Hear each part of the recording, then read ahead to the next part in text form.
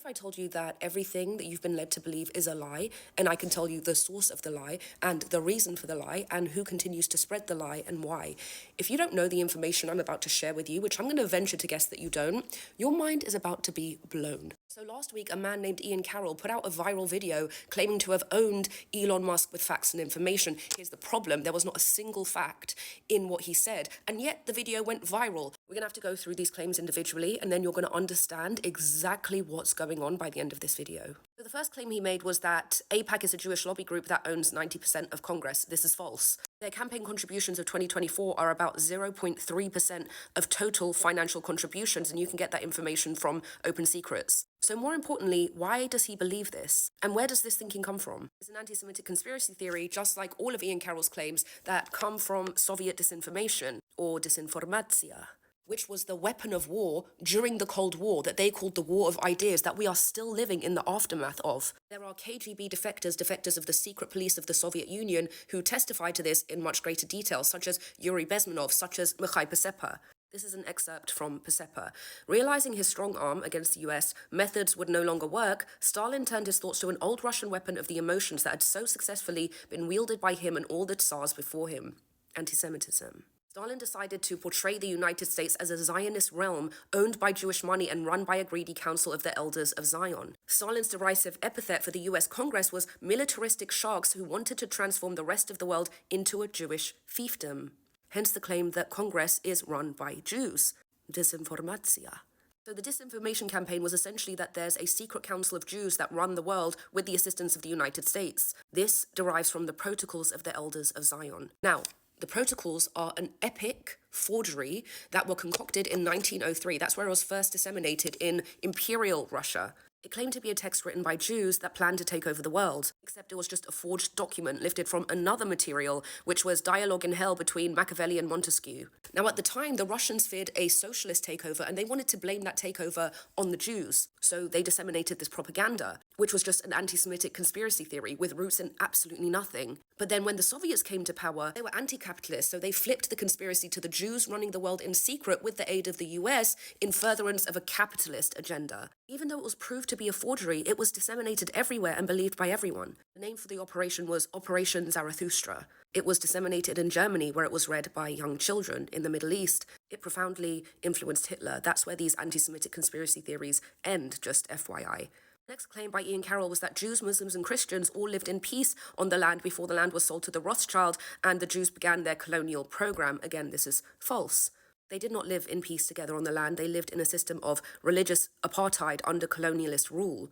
Jews, Christians, and Persian Zoroastrians were dhimmis, which is second-class citizens. They had to pay a tax called the jizya, and if they didn't pay it, they were killed. In Esfahan, they were beheaded. This is from Righteous Victims by Benny Morris. The dhimmi were forbidden to strike a Muslim, carry arms, ride horses, build new houses of worship, or repair old ones, and they had to wear distinctive clothing. This stance was generally mixed with a measure of hostility, especially in times of political crisis. Tolerance was then superseded by intolerance, which occasionally erupted into violence. Throughout, Muslims treated the dhimmi, and perhaps especially the Jews, as impure. Hardly living together in the land in peace, is it? But the question is, why were Jews living as second-class citizens, as dhimmis in their indigenous homeland? The land, Judea, was subject to multiple conquests and colonization. One such conquest was the Muslim conquest of the 7th century. It wasn't just Judea that was colonized, it was all of the Middle East, North Africa, the Levant, even reaching parts of Europe. And these lands were brought together under one system of rule known as the Caliphate. When the indigenous character of the land was Jewish, why did so many people come to believe that the indigenous character of the land was the Muslim identity when that was the colonial character of the land? Once again, Soviet disinformaxia.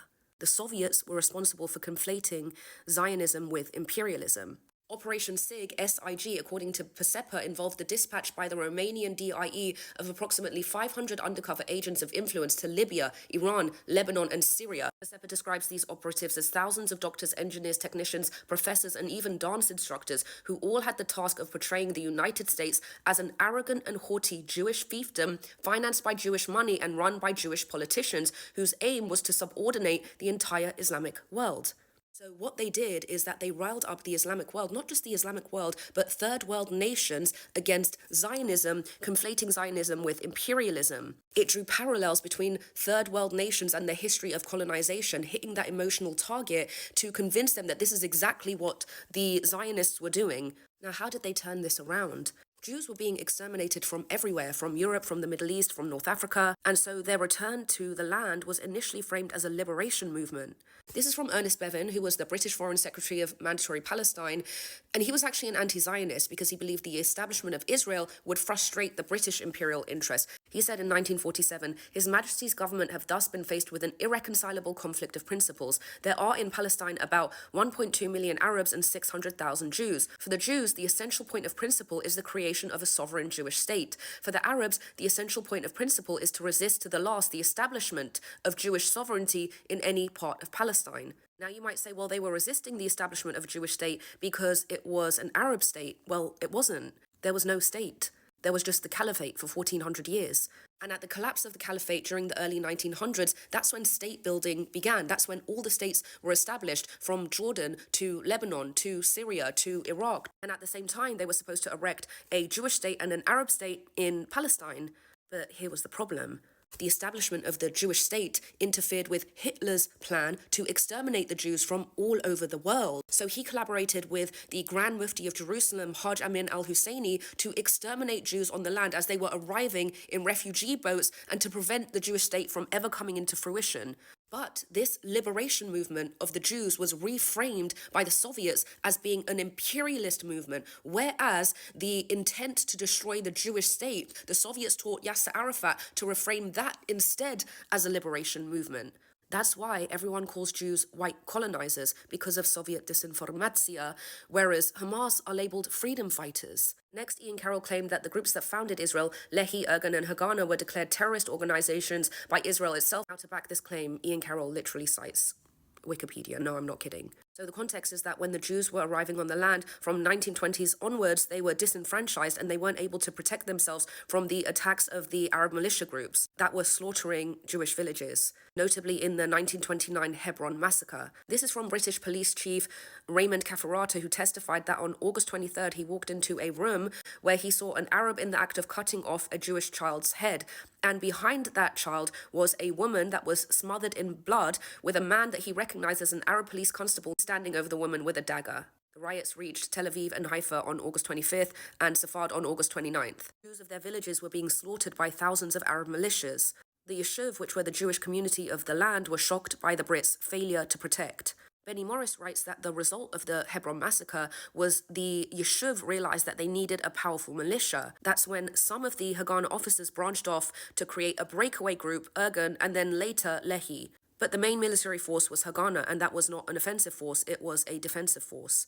Now, putting this into perspective doesn't make any terrorism committed by any of these breakaway groups acceptable, and that's indeed why it was condemned. But it's kind of a different context to the way that Ian Carroll framed it to you from Wikipedia. Next, Ian Carroll writes that Israel is a foreign nation halfway across the world that has no business receiving my tax dollars. Why are we sending them billions of dollars of our tax money? First of all, that money was about 0.06% of the 2024 federal budget, and it is for your national security. You see, there's something called Islamism, which is political Islam, rather than spiritual Islam, which is practiced by most Muslims. The goal of Islamism is to re-establish an Islamic state or caliphate and then eventually destroy the West. The existence of Israel frustrates an Islamic hegemony in the region. Islamists want to destroy the Muslim states and the sole Jewish state and then come for you. The US funds Israel to fight the terrorists so that the terrorists don't eventually get to you. The United States doesn't do anything except for its own benefit.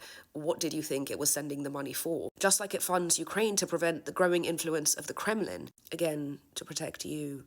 The people that disseminate this Soviet disinformation propaganda think that they're being pro-US, but they aren't benefiting anybody except the Kremlin and its efforts to undermine the US. The goal is to confuse you, and this is exactly what defector Yuri Bezmenov described would happen in a state of ideological subversion, to pump so much disinformation into a society that you lose the ability to discern between truth and fiction. Then you become demoralized. And a demoralized society is vulnerable to hostile influences. So everything about the way that you see things comes from Soviet disinformation, Soviet programming that was designed to make you see things in this way so that you become more favorable to socialism, to communism, so that they could extend their influence, which is quite literally the definition of imperialism that they were masking as anti-imperialism.